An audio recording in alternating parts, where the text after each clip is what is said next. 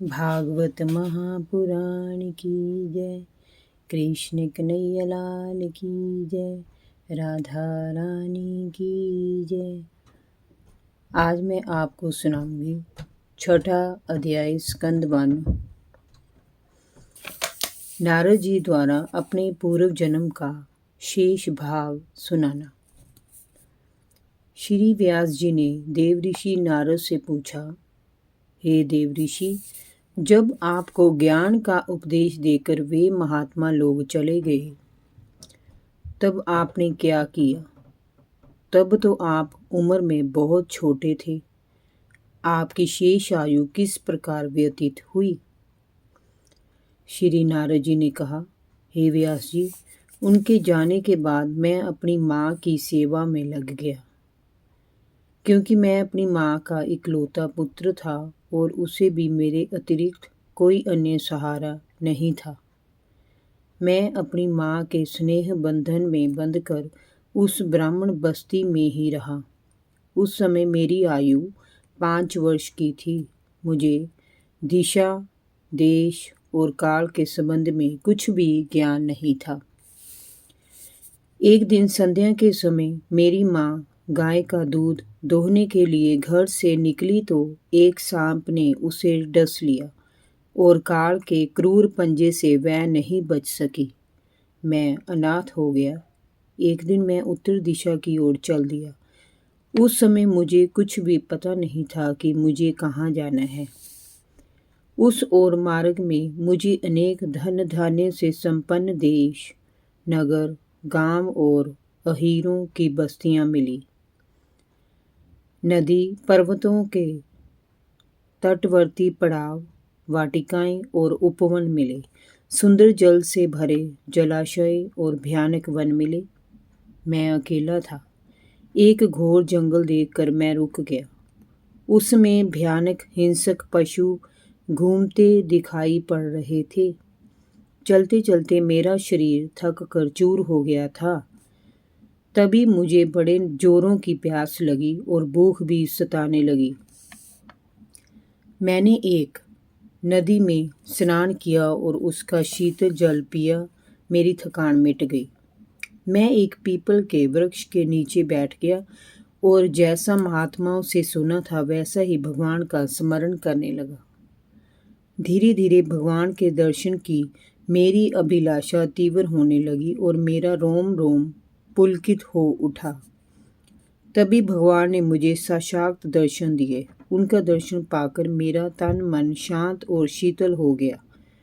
तभी भगवान अंतर्ध्यान हो गए। भगवान का वह रूप समस्त शोकों को हरने वाला और अत्यधिक लुभावना था। भगवान के अंतर्ध्यान होते ही मेरे हृदय की चाहना बहुत अधिक बढ़ गई और मेरा मन बार बार उनके दर्शनों के लिए तड़पने लगा। मुझे व्याकुल देखकर वहाँ आकाशवाणी हुई, वत्स, अब इस जन्म में तुम मेरे दर्शन पूर्ण नहीं कर पाओगे। जिनकी वासनाएं पूरी तरह से शांत ना हो गई हो उनके लिए मेरा दर्शन अत्यंत दुर्लभ है।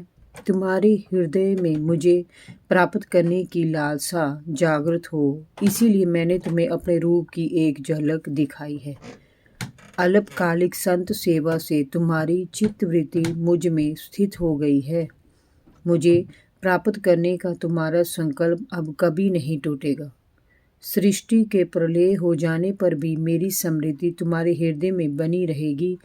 ऐसा कहकर वह वाणी शांत हो गई।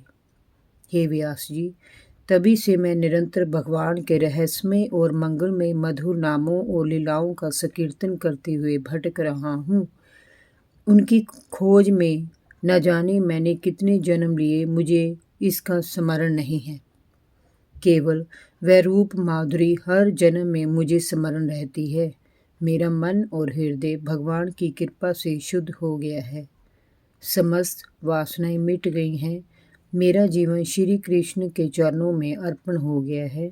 मेरा पंच भौतिक शरीर कभी का नष्ट हो चुका है।